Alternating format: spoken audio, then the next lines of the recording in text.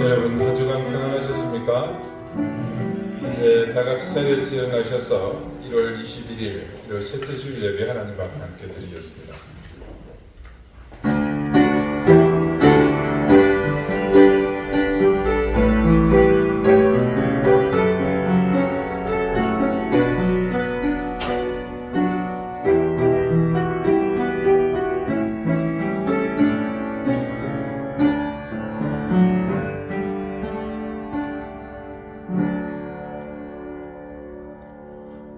그러므로 형제들아 내가 하나님의 모든 자비하심으로 너희를 권하노니 너희 몸을 하나님이 기뻐하시는 거룩한 산제물로 드리라. 이는 너희가 드릴 영적 예배니라. 거룩하신 여호와 하나님, 주께서 우리에게 구별하여 허락하신 이 시간에 기쁨과 소망을 담아 아버지 하나님을 향해 경배와 찬양을 드립니다. 우리를 위해 구주로 오신 그리스도 예수님의 거룩한 희생을 감사하며 영광의 찬송을 올립니다.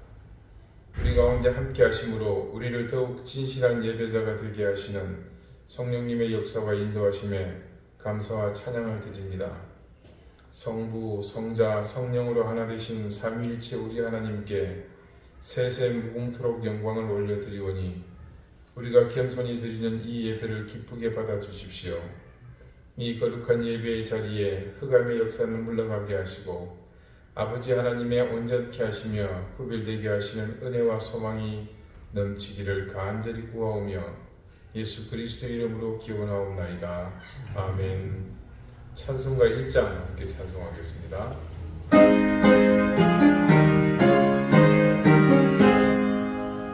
만복을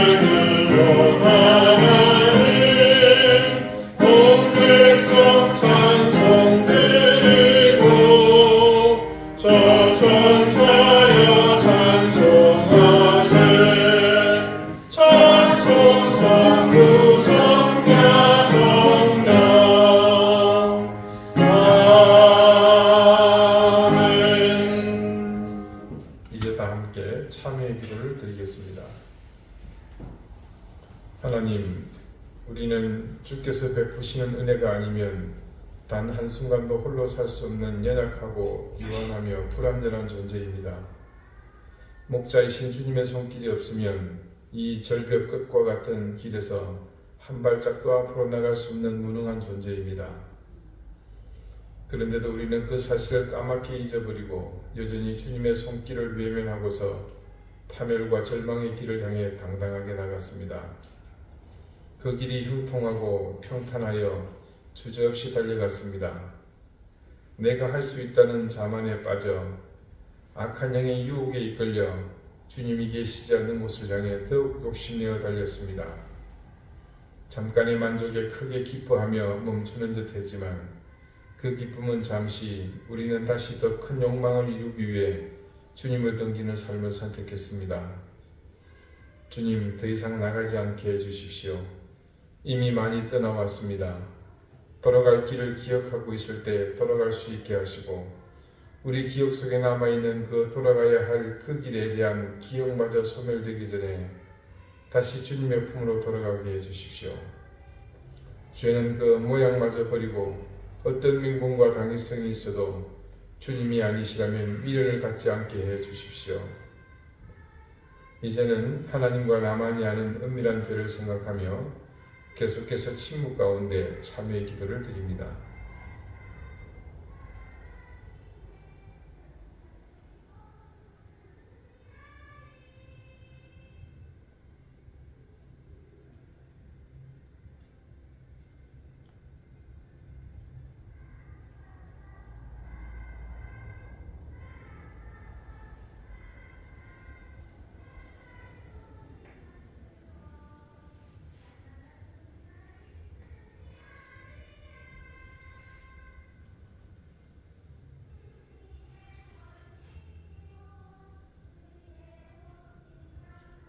하나님께서는 자신의 부끄러운 죄를 솔직하게 고백하는 사람들에게 말씀하십니다. 자기의 죄를 숨기는 자는 형통하지 못하나 죄를 자복하고 버리는 자는 불쌍히 여김을 받으리라. 아멘. 이제는 사도신경으로 우리의 신앙을 고백하오니 나는 전능하신 아버지 하나님 천지의 창조주를 믿습니다. 나는 그의 유일하신 아들 우리 주 예수 그리스도를 믿습니다.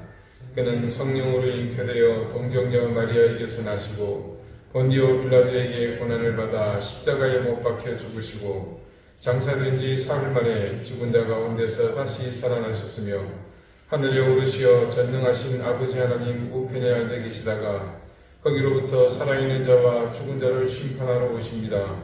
나는 성령을 믿으며 거룩한 공교회와 성도의 교제와 죄를 용서받는 것과 몸의 부활과 영생을 믿습니다. 아멘. 자리에 앉으시기 바랍니다. 이제 다 함께 성시를 기록하겠습니다. 성시는 교동문 25번 시편 47편입니다.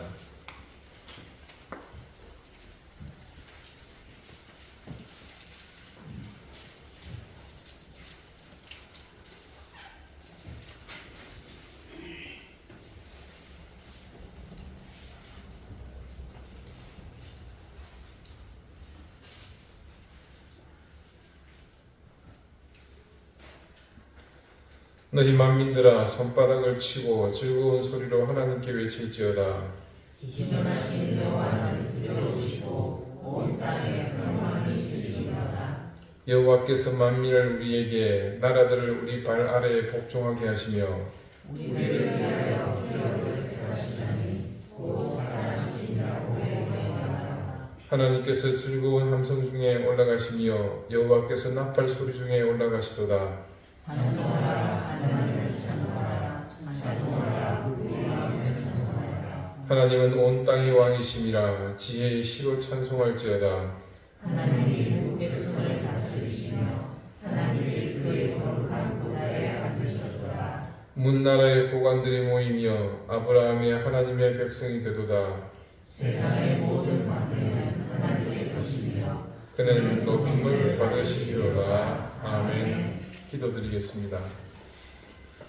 하나님, 또 한 주가 지났습니다. 우리 인생의 분량에 조금 더 미래보다는 과거가 많아졌습니다.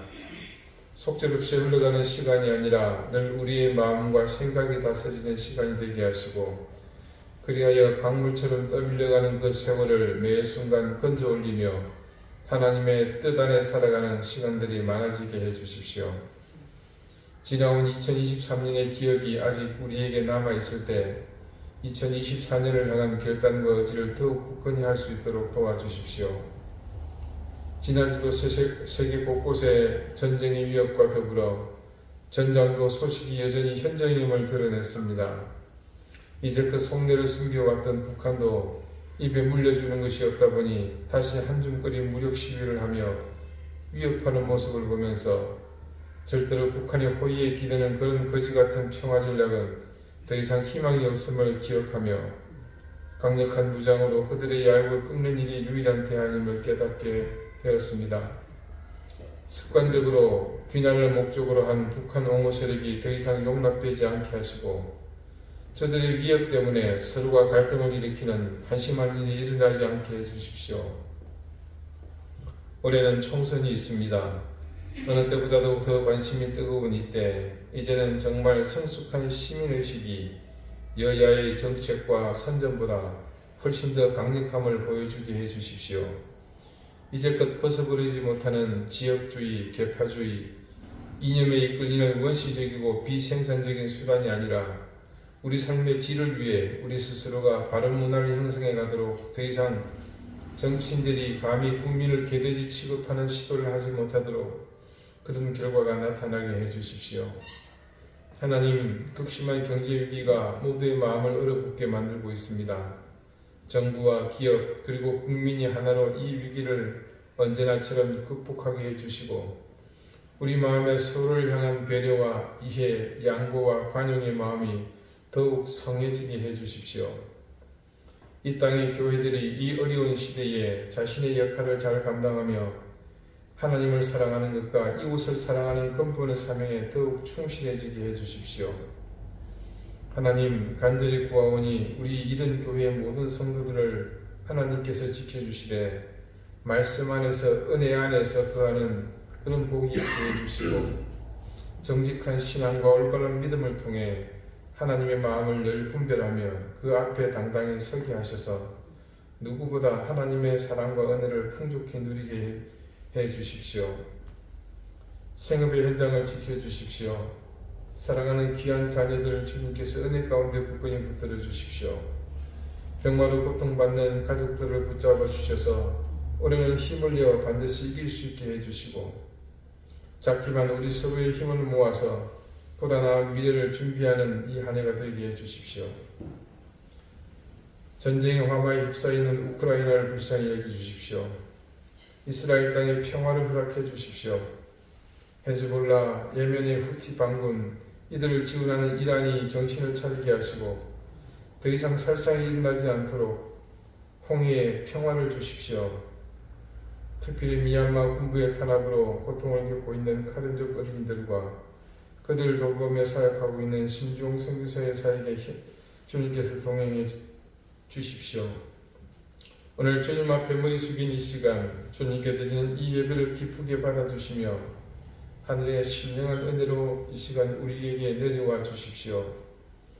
주님, 우리의 곧은 목을 꺾고 겸손한 마음으로 또 그리고 가난한 심령으로 주님만을 바라보니 우리를 불쌍히 여겨 주십시오. 예수 그리스도 이름으로 기도드립니다. 아멘.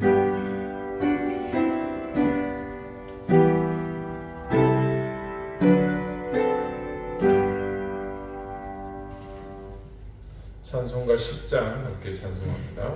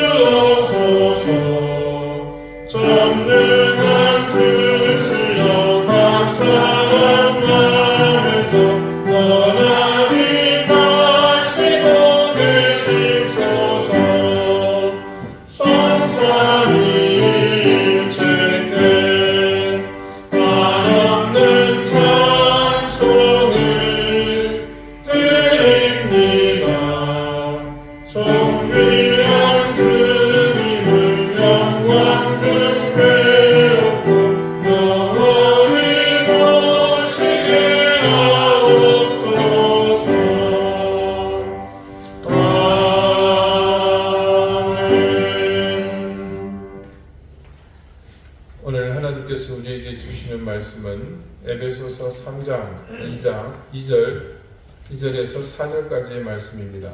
신약 312쪽입니다.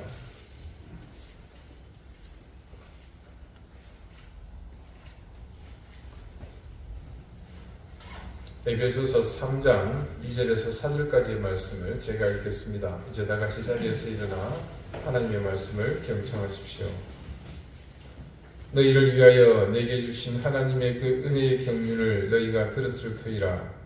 곧 계시로 내게 비밀을 알게 하신 것은 내가 먼저 간단히 기록함과 같으니 그것을 읽으면 내가 그리스도의 비밀을 깨달은 것을 너희가 알 수 있으리라. 아멘. 자리에 앉으시기 바랍니다. 하나님께서 이 말씀으로 우리에게 은혜 주시기를 원합니다. 조선시대 경북 땅 영주 고을에 성칠이라는 백정이 살았습니다. 그 시대 백정은 천민 중에서도 천민으로 취급받은 계층이라 개, 돼지만도 못한 취급을 받던 시절이 아닙니까? 아니나 다를까 식전 대바람부터 어린아이로부터 시작해서 나이든 노인에 이르기까지 그야말로 남녀노소를 물어나고 모두가 성칠인의 고깃집에 와서는 온갖 행패와 더불어 반말짓거리로 고기를 사갑니다. 그때마다 속에 부하가 치밀어 오르지만 그냥 저냥 속으로 욕하면서 견뎌냅니다. 그러던 어느 날 한 흐름한 차림의 선비가 오더니 소 내장 한 근을 달아달라고 합니다. 그런데 그 선비는 여타 이전의 다른 손님들처럼 반말짓거리가 아니라 이보시오, 여기 소 내장 한 근만 달아주시오 라면서 존대하는 게 아니겠습니까? 백정 성칠은 그 주문하는 소리에 귀를 의심하고는 다시 묻습니다. 지금 뭐라고 하셨습니까, 손님? 소 내장 한 근만 달아달라고 했소. 그 소리를 듣고는 백정 성칠은 고기를 끊어서 달아줍니다. 그런데 고기를 받아든 선비가 눈이 휘둥그레집니다. 한눈에 보기에도 그것은 내장이 아니라 일반 살코기 덩어리였기 때문입니다. 영문을 알 수 없는 백정의 행동에 선비는 묻습니다. 아니, 나는 내장 한 근을 달랐는데 이게 뭐요? 아닙니다, 선비님. 제대로 달아드린 게 맞습니다. 선비는 더 이상 대꾸를 하지 않고 그냥 집으로 돌아왔습니다. 그 선비는 가난한 살림에 살코기를 사 먹을 수 없어서 그냥 싼 값에 내장을 대신 살해했던 겁니다. 그렇게 때 아닌 횡재를 한 선비는 그날 저녁을 잘 먹고 지금 준비하고 있는 과거 시험을 위해 글 공부를 한창 하고 있는데 밖에서 인기척이 납니다. 방문을 열어보니 밖에는 낮에 들렸던 푸죽간의 백정 성칠이 술과 삶은 고기를 들고 서 있는 것이 아닙니까? 성칠은 자신을 하대하지 않고 친절히 대해준 선비의 인품에 감동해서 고기를 많이 준 것도 모자라 직접 찾아와서 술과 안주를 건네며 살해한 겁니다. 성칠은 가져온 것을 건네며 부디 과거에 급제하셔서 제일 높은 사람이더라고 영문까지 덧붙였습니다. 얼떨결에 술과 안주를 받은 선비는 돌아가려는 성칠을 붙잡아 세우고는 아니, 술 친구도 없이 어찌 혼자 술을 마시라는 거요. 그러지 말고 들어와 내 술 친구나 합시다. 그렇게 술상을 마주한 두 사람, 백정 성칠은 술이 들어가면서 자신의 신세를 한탄합니다. 자식 같은 어린 꼬마에게도 천한 놈 취급받는 자신 같은 그런 천한 사람이 과연 살아야 하는지 묻습니다. 선비는 그런 성칠을 향해 길가에 굴러다니는 돌덩이도 세상에 다 쓸데가 있다고 말하며 그를 다독입니다. 성칠은 어릴 때 장군이 되는 것이 꿈이었다고 합니다. 그런데 나이가 들고 자기 신분에 또 어느 순간 보니 자기 손에 들린 칼은 적을 무찌르는 칼이 아니라 소나 돼지를 잡는 칼이었다고 푸념을 합니다. 그러자 선비는 성칠에게 작심한 듯 그의 삶의 태도에 대해 훈계합니다. 이보게, 세상에 천한 일이라면 없다네. 자네가 없다면 누가 고기를 먹을 수 있겠는가? 임금님은 매일 나물 반찬만 드시란 말인가? 초를 파는 사람이 있는데 한 사람은 이까지 초 한 자루 팔아서 얼마나 벌겠는가 하면서 신세를 한탄하면서 파는 사람이 있는가 하면 또 다른 사람은 내가 파는 이 초가 저들의 저녁 밥상을 환하게 밝혀주게 해주십시오. 이 초로 공부하는 선비가 부디 입신양명하게 해주십시오. 어떤가? 똑같은 초지만 어떤 초가 더 밝아 보이겠는가? 똑같이 돈 주고 사는 초지만 어떤 사람에게 사겠는가? 찡그린 얼굴로 찌든 사람에게서 사겠는가? 온화하게 웃는 사람에게 사겠는가? 자네도 마찬가지네. 이 고기 반찬이 놓인 가정이 부디 화목하게 해 주소서. 내가 판 이 고기를 고아 먹은 병자가 부디 원기를 회복하게 해 주소서. 그런 마음이 담긴 쇠고기는 아마 맛이 다를 거야. 웃는 얼굴에 침 못 뱉는다니 그런 보살의 얼굴에 누가 함부로 막소리를 하겠나. 백정성칠은 그 선비의 훈계에 그만 탐복하고 맙니다. 그리고 자기 모습에 크게 후회하고는 그때부터는 완전히 새로운 마음으로 그 선비의 가르침을 따라 살기 시작합니다. 우선 하대하는 손님이든 욕하는 손님이든 누구든 모두 다 상냥한 얼굴로 대합니다. 그리고 선비의 가르침처럼 고기를 내줄 때마다 그 집안에 평안을 빌어주었습니다. 그러길 얼마나 지났을까요? 온 동네 사방에 성칠인의 고기가 맛있다는 소문이 돌기 시작합니다. 심지어 주막에 온 손님들도 소고기 안주를 먹고는 맛이 좋다며 주모에게 이전과 고기 맛이 다른 이유를 묻자 하도 성칠인의 고기가 좋다고 해서 이제 건너마을 애꾼의 집 고기를 쓰지 않고 성칠인의 고기를 쓴다는 겁니다. 사실 이 주막의 주모도 예전에는 이 가까운 지척에 있는 성칠인의 고기가 맛이 없어서 일부러 건너마을까지 가서 애꾼의 고기를 사다가 썼는데 이제는 성칠인의 고기만 쓴다고 합니다. 그러다 보니 이제 성칠인의 푸주간에는 고기를 사려는 사람들이 줄을 서야 할 정도로 사람들이 몰리게 되었습니다. 그렇게 승승장구하던 성칠이 어느 날 도축할 소를 사서 집으로 돌아오는 도중 저작거리에서 허름한 서책을 내놓고 팔고 있는 그 선비를 발견하게 됩니다. 한눈에 보아도 사정이 너무 어려워 보였습니다. 성칠은 밤에 선비의 집을 찾아가 보았습니다. 깜짝 놀랄 정도로 형편이 너무나 처참했습니다. 혹하니 양식은 다 떨어지고 방에 군불도 지피지 못한 채 모두 추위에 떨고 있는 것이 아닙니까?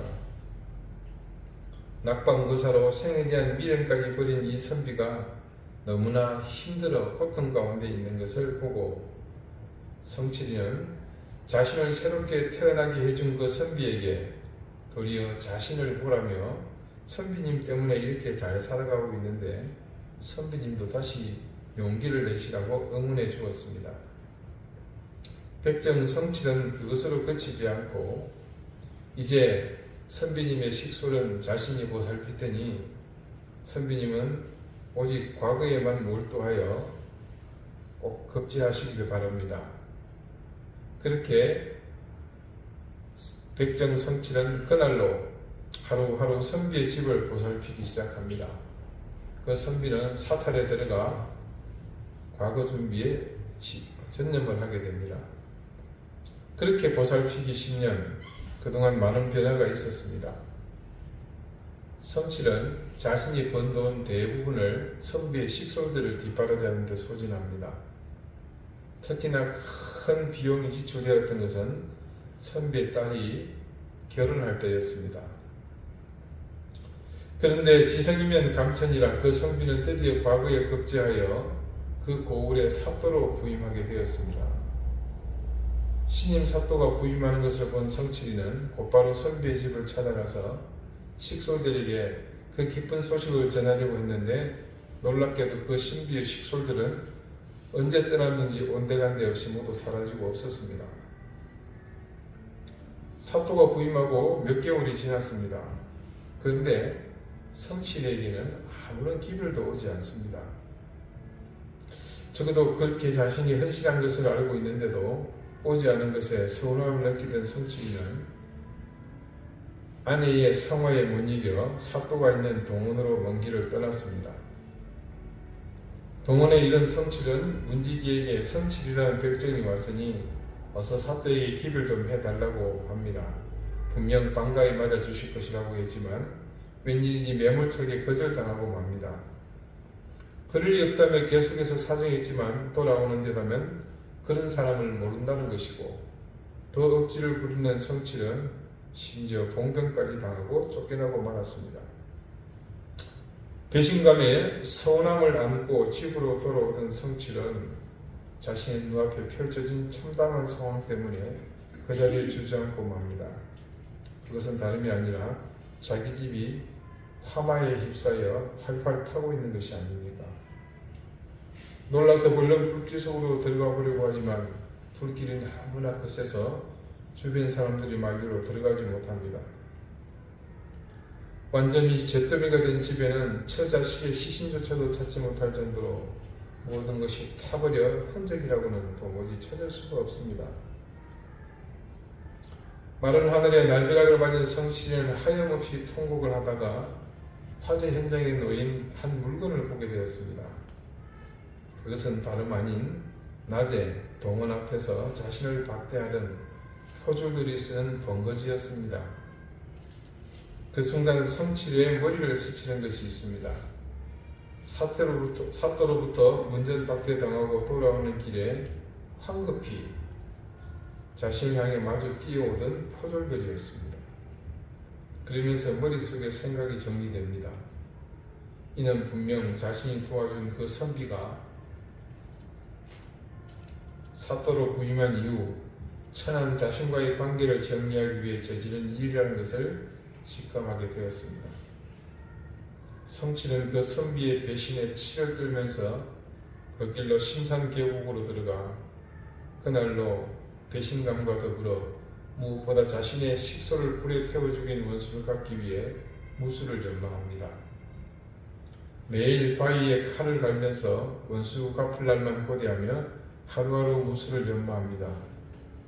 그렇게 10년의 세월이 흐르고 성칠은 드디어 무술의 고수가 되어 한밤중에 몰래 고향으로 돌아왔습니다. 그런데 돌아와 보니 이게 웬일입니까? 그 선비는 이미 고을을 떠나고 없는 겁니다.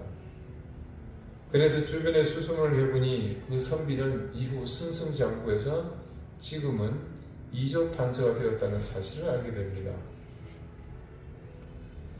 백정 성칠은 그 길로 한양으로 달려가 곧장 이조판서의 집에 몰래 잠입해서 한밤중에 그 선비 앞에 칼을 빼들고 섰습니다. 은혜를 원수로 갚은 그 선비를 향해 칼을 겨누고는 내리치려는 순간 누군가 나와서 그를 만류합니다. 그리고 자신을 아버지라고 부릅니다. 성칠은 그것이 자신이 아닌 그 선비를 부르는 소리인 줄 알고 그 아들마저 죽이고자 다시 칼을 겨누는데 이번에는 한 여인이 나타나 자신을 제지하는 것이 아닙니까? 자세히 보니 그 여인은 불에 타 죽은 줄 알았던 자기 부인이 아니겠습니까? 그리고 자신을 아버지라 부르는 그 청년은 바로 진짜 자기 아들이었던 겁니다. 놀란 성칠이 이게 어찌된 영군인지 알 길이 없어 그 선비를 쳐다보았습니다. 그제야 이조판서가 된 선비가 웃는 얼굴로 입을 열었습니다. 내가 신관 사또로 부임해서 은혜를 갚겠다고 자네를 반갑게 맞이했으면 자네는 평생 백정으로 지낼 것이 아닌가. 그래서 일부러 푸대접했던 거네. 그리고 집을 불태우고 자네 식솔들을 모두 죽은 사람으로 만든 것은 타고난 백정의 신분을 모두 없애고 우리 가문의 사람으로 만들려고 그랬던 것이네. 선비의 의도는 그것뿐만이 아니었습니다. 나이 40이 다 된 백정의 칼을 이제 천군만마를 호령하는 칼로 만들기 위해서는 그만한 시련 정도는 거치지 않고서는 안 되겠기에 그렇게 모질게 대했느라고 말하는 것이 아니겠습니까? 그리고 그동안 무술고수가 된 성칠이를 이제 이조판서가 된 선비는 훈련대장에 청구하여 그 가족이 여생을 행복하게 보내도록 했습니다. 어디선가 들어본 얘기 같죠? 네, 전설의 고향에서 말입니다. 여러분이 인터넷 포털에 숫돌바위라고 검색해보면 제일 먼저 울릉도에 있는 숫돌바위 사진이 쭉 나옵니다. 그리고 저 구석탱이에 동영상 하나가 나옵니다. 삿갓을 쓰고 있는 사람이 보이는. 거기 전설의 고향 숫돌바위라는 제목으로 오래전 방영되었던 경북 영풍, 지금 영주죠. 영주 땅에 전해져 내려오는 이야기라고 합니다. 백정에게 크나큰 은혜를 입은 선비는 그냥 대충 자신이 입은 은혜를 조금 넉넉한 돈으로 보상하면 사실은 그만입니다. 설령 모른 체 한다고 하더라도 그냥 욕만 좀 얻어먹으면 그만인 일입니다.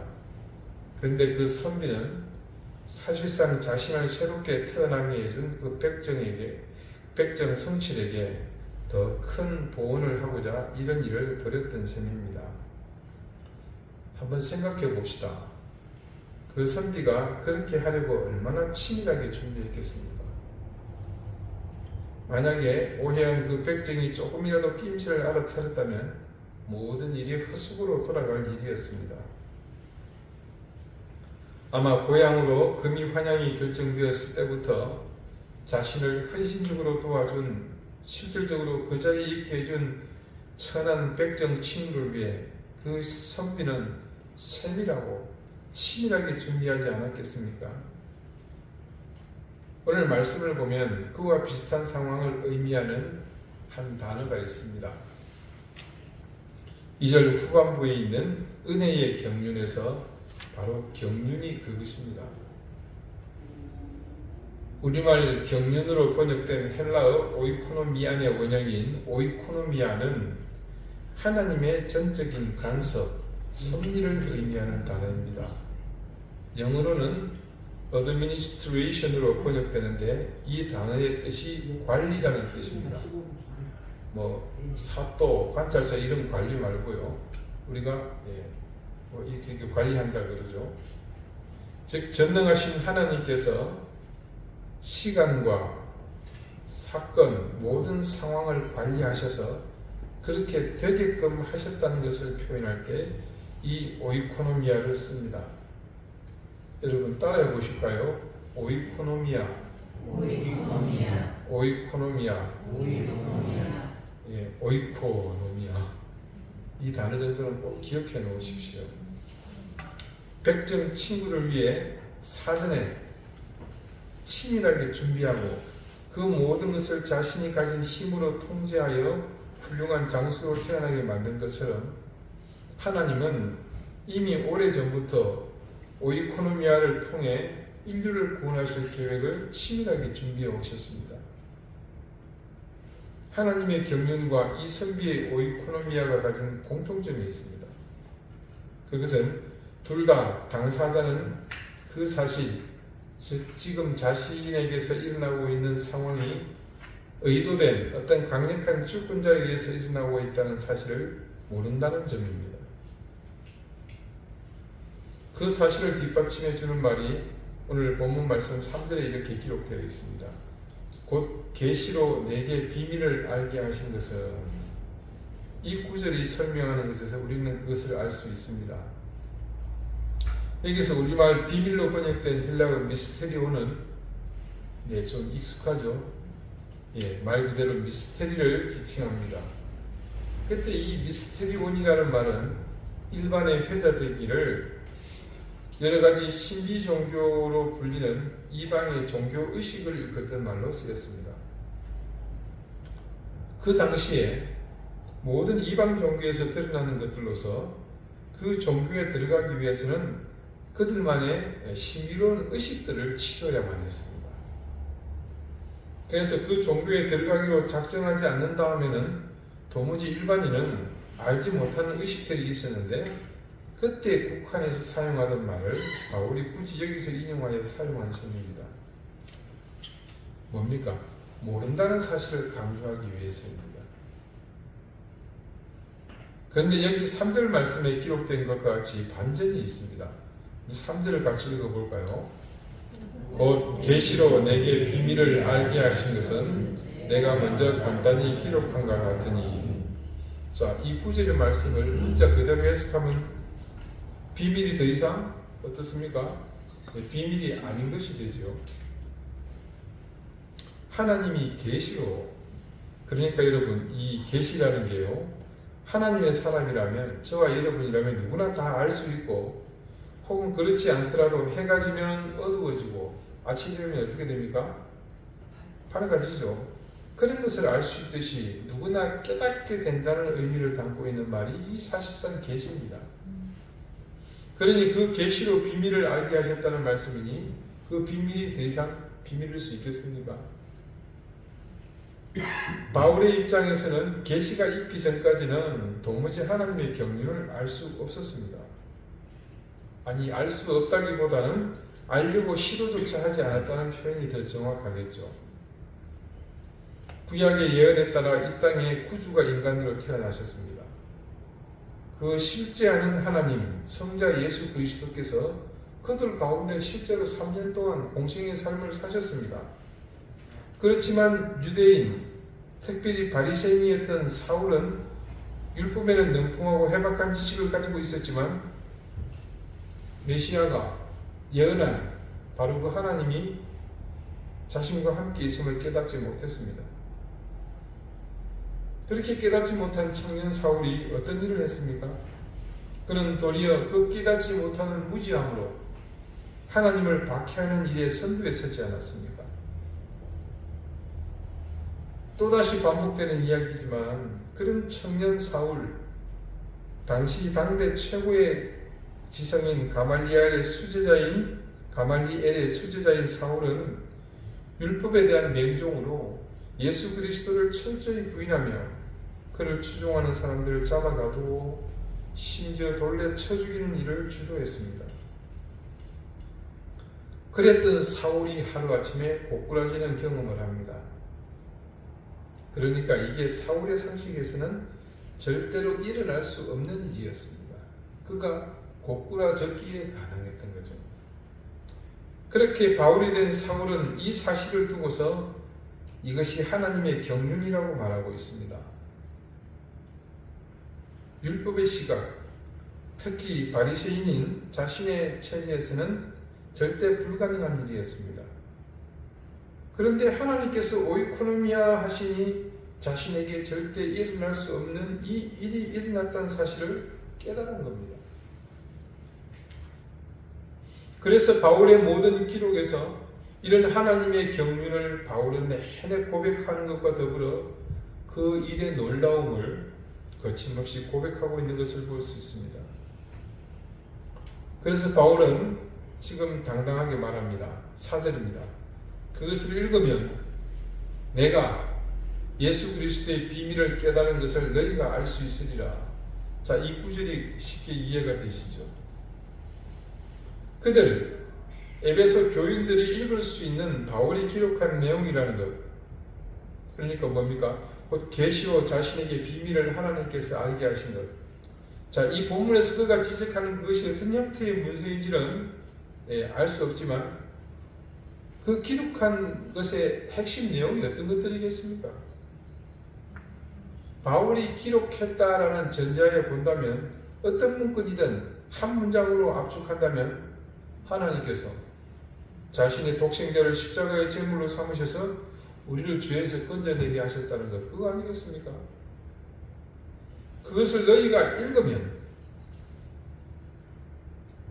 가말리엘 문화에서 율법에 정통한 로마 시민권을 가진 정통 바리새인인 사울이 어떻게 그리스도의 제자요 사도가 되는 바울이 되는 이 어처구니 백만단의 일이 가능한지 깨닫게 될 것이라고 합니다. 사실 그 당시 유대 사회에서 배척받던 그리스도인들, 그들이 추종하는 예수는 철저한 신성모독의 표본이었고 그래서 그 일로 죽임을 당한 사형수에 불과했습니다. 청년 사울에게도 그 사실은 절대 불건이었으리라고 봅니다. 그런 생각은 그의 행동이 증가하고 있지 않습니까? 핍박하고 체포하고 죽이는 그것까지 포함해서 말입니다. 그런데 한번 생각해 보십시오. 바울의 일생에 하나님의 그 오이코노미아는 과거부터 이미 지속되는 것을 우리는 알지 않습니까? 바울은 분명 자기 생이 복음과 관련 없이 사는 인생이라고 생각했으나 종국에 이르러서 자신의 이후 생은 철저하게 하나님의 경륜하에 이루어지지 않았습니까? 우리 한번 봅시다. 그가 율법에 능통하지 않았다면 어떻게 복음과 율법을 그렇게 상세히 교리적으로 비교 분석하여 복음의 우위를 증거할 수 있었겠습니까? 만약에 그가 유대 땅에서 태어나고 자랐다면 어떻게 헬라어에 능통할 수 있었겠습니까? 그가 이방 땅 헬라의 중심에서 자랐기에 그는 헬라어에 능통했습니다. 그래서 온 천지 사방 헬라를 들쑤시고 다니면서 그렇게 다니면서 복음을 증거하는 유용한 도구로 쓰지 않았습니까? 심지어 그가 로마 시민권을 가지고 있었습니다. 그랬기 때문에 그는 로마로 가서 그 당시 세계의 중심인 로마 한가운데서 황제 앞에서 복음을 변론하고 증거할 수 있지 않았습니까? 따지고 보면 결국 바울의 일생은 주님을 만나기 이전은 철저하게 그의 쓰임받은 사도로서의 삶을 위한 준비 단계였으며 이후는 그 경륜을 따라 철저하게 하나님의 오이노코미아에 따르는 인생이었습니다. 교우 여러분은 하나님의 이런 경륜을 믿으십니까? 그분의 경륜은 또한 우리 인생 전체를 아우르고 있다는 사실을 또한 믿으십니까? 우리 한 사람 한 사람이 바로 하나님의 손에 이끌려 오늘도 그 경륜 속에 살고 있음을 여러분 깨달으시길 바랍니다. 그렇지 않으면 우리 인생에 어디에서 이 인생의 해답을 찾을 수 있겠습니까?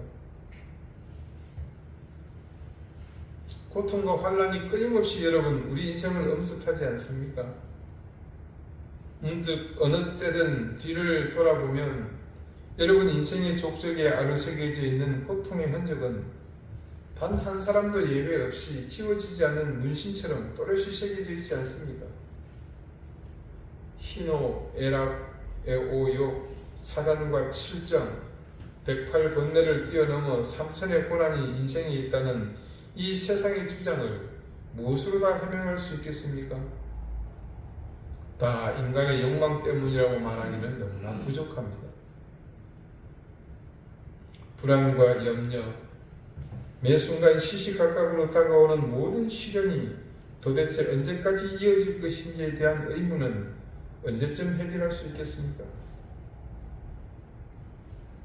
그런데 여러분, 그것은 해결해야 할 대상이 아닙니다. 이 모든 것은 우리가 기꺼이 수용해야 할 대상입니다. 우리는 그것이 바울처럼 그 일생을 섭리하고 계신 하나님의 경륜, 오이코노미아라는 사실을 깨달아야 할 대상일 뿐입니다. 바울이 그 모든 사실을 알고 그것이 계시로 자신에게 보여주신 비밀인 것을 깨달은 것처럼 우리도 단지 그 사실을 알기만 하면 이 모든 고난과 역경의 문제가 한 번에 해결됩니다. 여러분은 모두 하나님의 경륜을 믿는다고 고백하셨습니다. 그리고 그 하나님의 경륜이 여러분 인생을 아우르고 있다는 사실 또한 믿는다고 고백하셨습니다. 그렇다면 여러분도 이제 충분히 알 수 있습니다. 이런 복음성가가 있지요. 왜 나만 겪는 고난이냐고 불평하지 마세요. 고난의 뒤편에 있는 주님이 주실 축복 미리 보면서 감사하세요. 너무 견디기 힘든 지금 이 순간에도 주님이 일하고 계시잖아요. 남들은 지쳐 앉아 있을지라도 당신만은 일어서세요. 힘을 내세요. 힘을 내세요. 주님이 손잡고 계시잖아요. 주님이 나와 함께함을 믿는다면 어떤 역경도 이길 수 있잖아요. 왜 이런 슬픔 찾아왔는지 원망하지 마세요. 당신 잃은 것보다 주님께 받은 은혜 더욱 많음에 감사하세요. 너무 견디기 힘든 지금 이 순간에도 주님이 일하고 계시잖아요. 남들은 지쳐 앉아 있을지라도 당신만은 일어서세요. 힘을 내세요. 힘을 내세요. 주님이 손잡고 계시잖아요. 주님이 나와 함께함을 믿는다면 어떤 역경도 이길 수 있잖아요. 고난과 역경, 하나님은 우리를 사랑하시기 위해 이 모든 수단을 동원하셔서 여러분의 인생을 오이코노미아 하고 계시기 때문에 우리는 인생의 여정 곳곳에 우리와 동행하고 있는 이 모든 고난과 역경이 필연적일 수밖에 없다는 사실을 알게 됩니다. 우리 사랑하는 이든 교회의 교우 여러분, 그러므로 우리가 겪고 있는 이 모든 삶의 여정에 매 순간 우리를 찾아오는 시련은 곧 하나님이 우리를 사랑하시는 증거인 것을 믿으십니까? 나를 주저앉게 만들고 내 걸음을 멈추게 하는 이 모든 환난이 곧 나를 위한 하나님의 손길이라는 사실을 믿으시겠습니까? 돌아보면 모든 인생의 여정에 겪게 되었던 고난이 우리를 죄의 길로, 멸망의 길로, 파멸의 길로, 그리고 악의 길로 인도한 것을 단 한 번이라도 경험하신 적이 있으십니까? 하나님의 손길은 언제나 우리를 향해 최선으로 역사하셨습니다. 그리고 우리를 의와 진리와 공의와 진실 앞으로 항상 인도하실 뿐이었습니다. 이제 우리는 그런 하나님의 경륜이 우리 일생을 함께 한다는 사실을 기억하며 우리 앞에 다가오는 모든 환난과 역경을 통해 그런 하나님의 오이코노미아 하심을 알 수 있으시길 바랍니다. 기도드리시겠습니다. 역사를 오이코노미아 하시는 하나님, 우리의 인생도 한 사람 한 사람까지 오이코노미아 하시는 하나님, 지금 이 순간도 그리고 영원히 우리의 삶과 인생의 여정에 오이코노미아 하심을 믿습니다. 그래서 이제 우리는 어떤 어려움과 고난이 다가오더라도 그 가운데 역사하시는 하나님의 경륜을 알 수 있다는 사실을 믿습니다. 오늘 힘들고 지친 우리 사랑하는 이든교회 모든 교우들이 이 사실을 깨달으며 우리를 주저앉게 만들고 우리의 발목을 붙드는 이 모든 상황에 담긴 하나님의 손길을 알 수 있게 해 주십시오. 이제 순간순간 다가오는 모든 역경과 고난에 실망하지 않고 감사하며 기쁨으로 그 모든 과정을 감당해 나가는 그런 하나님의 자녀들 되게 해 주십시오. 예수 그리스도 이름으로 기도드립니다. 아멘. 505장 함께 찬송하겠습니다.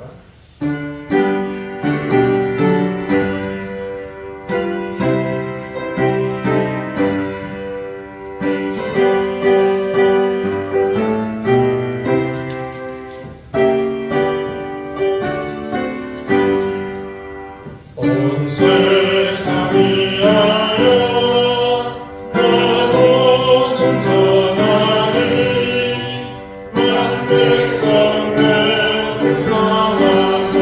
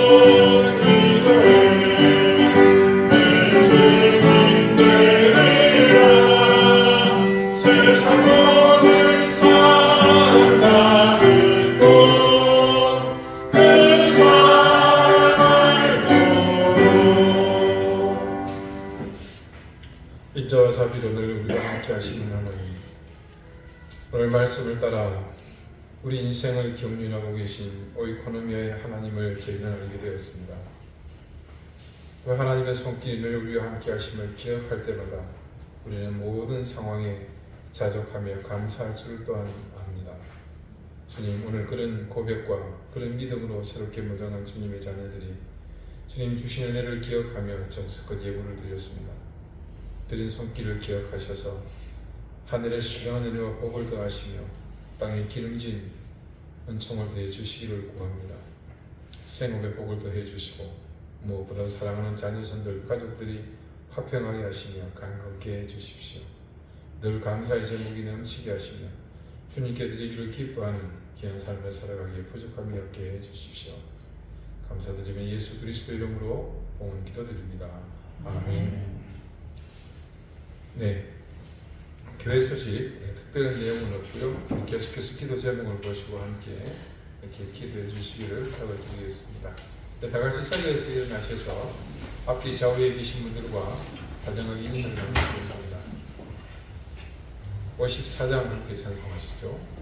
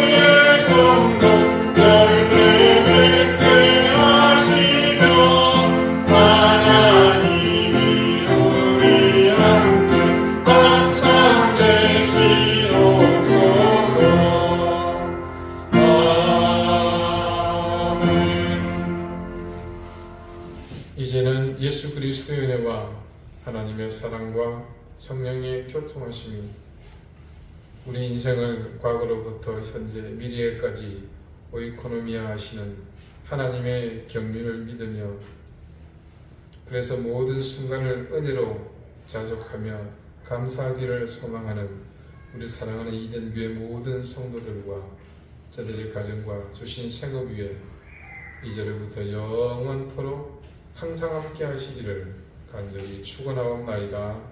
아멘.